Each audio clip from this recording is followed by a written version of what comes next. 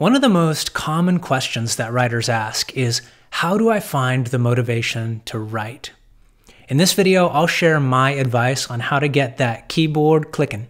So, how do you find the motivation to write? It's a dilemma that every writer faces. It's like when you don't have time to write, you want to write, but when you do have time to write, you don't want to write. It's like that fat character says in Austin Powers. I eat because I'm unhappy, but I'm unhappy because I eat. So how do we solve this dilemma as writers, where when we've got the opportunity to write, it's difficult to do so?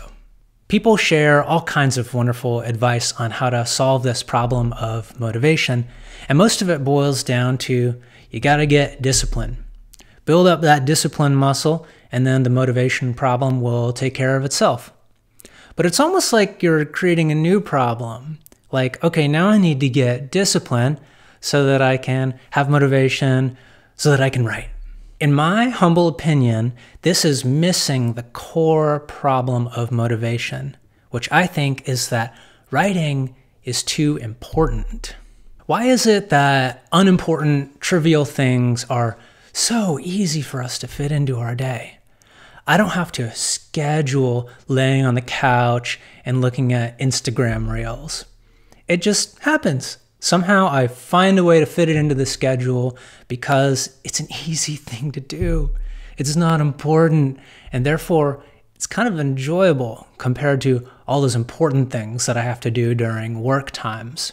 But if you think about it, scrolling on Instagram is kind of a complex task.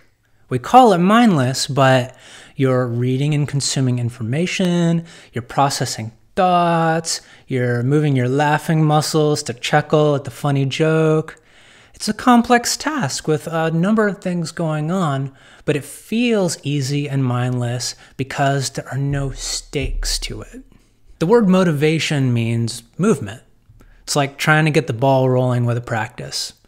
Something like Instagram scrolling is comparatively light and easy. It's like a little feather. It takes almost no effort at all to get that practice moving along. Writing, on the other hand, can become totally burdened down with heaviness and therefore be a difficult thing to get moving. It takes a lot of effort. That's because with writing, we often burden down the practice with all kinds of expectations and needs. The writing needs to be good. I need to feel good about how the writing session went. It needs to make me money. It needs to show my parents that I didn't make a mistake with this college major. There's all this heaviness that we can put into the practice of writing, and every bit of that weight means it's harder to motivate ourselves to move that big boulder forward with a practice. When you've got a heavy, important practice, then all of a sudden momentum becomes something that is crucially important. It's like if you've got a big boulder, it takes a lot of energy to get it moving.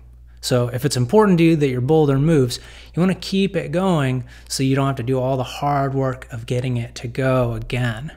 It's like sitting behind a big truck at a stoplight. You know that truck is just going to take forever to accelerate to 55 miles per hour. Compared to if you're behind some zippy Audi, then you can get going nice and easy. The way artists keep their momentum going is through habits and routine. But one of the things about that framework is as soon as you become really dependent on the flow to keep stuff going, it seems like life conspires with all these different frustrations and obstacles that get in the way of your glorious momentum that you'd cultivated last week. Your kid gets sick from daycare for the 6th time this year, and so you have to stay home and watch them. You can't write for 2 days, and you lose all that precious momentum that you'd cultivated. Or you're burdened down with a bunch of extra obligations or chores at home.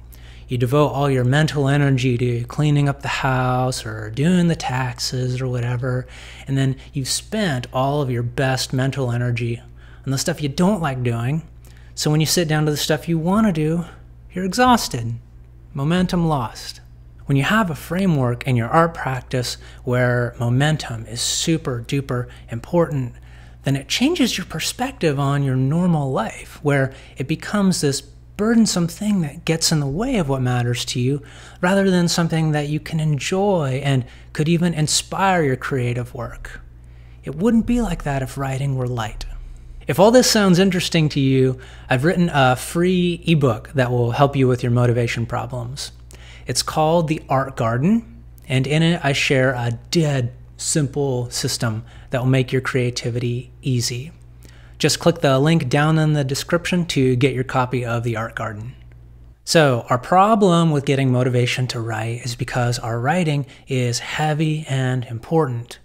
On the other hand, if we could make it careless and light, then the problem of motivation would handle itself, because you just have to blow on it and it'll move. So how can we practically remove the expectations for our writing? Well, number one, you can set a laughably simple goal for your writing. Write 5 minutes every day. Most authors set a goal of like 2 pages a day, or to write 2 hours a day.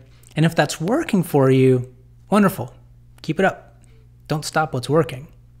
But if you're not writing, then anything you do is going to be an improvement. So decide that you're going to sit down and write 5 minutes a day.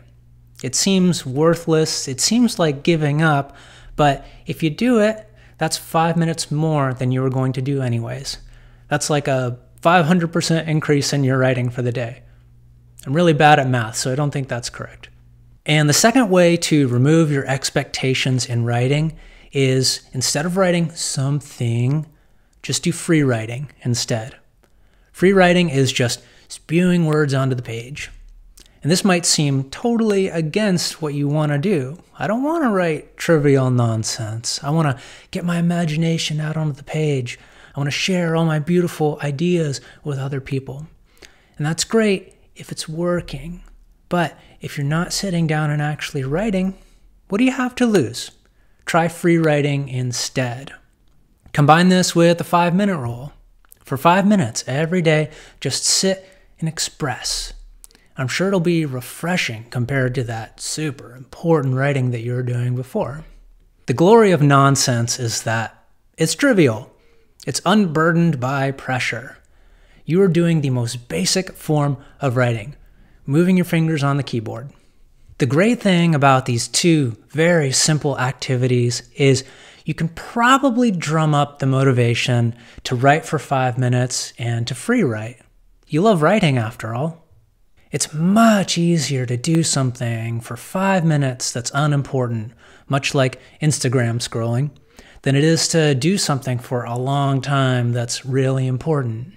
And in the repetition of this very low-stakes activity, a really interesting thing emerges. You might end up writing more than 5 minutes because you're having a good time.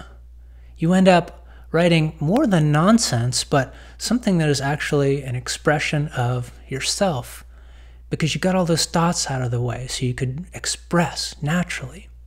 There's this intrinsic kind of motivation that's happening. Rather than you motivating yourself to write, instead, the writing is moving. The writing is moving itself. It doesn't require you to push it along because something inside the practice of writing is moving things along effortlessly. Writing that moves itself has a subtle motivation to it. It doesn't have the same bombastic energy of, I need to make money, so I gotta write something. Ah! But in that subtleness, there's no limit to how energetic and powerful the practice can be. Your writing, by just sitting and doing it, can grow into something truly big, grand, self-expressive, and beautiful. The thing you're bringing into your writing instead of your worries is your curiosity. And that curiosity feeds the writing. It's like, I wonder what I'm going to write next. This is interesting. You better bet that that is going to bleed into the writing and be something that the reader can pick up too. The reader can get that same curiosity that you poured into your words. And isn't that what makes writing so great? We pour the things we cherish into our text, and we hope that the reader will pick it up and catch some of that wonder. We started this video with the question, how do I find the motivation to write? But now the question has flipped. The new question is, how does motivation find me? And the answer is, it finds you writing. Thanks for watching. And one more time, download my free ebook down in the description for more help with motivation. Peace.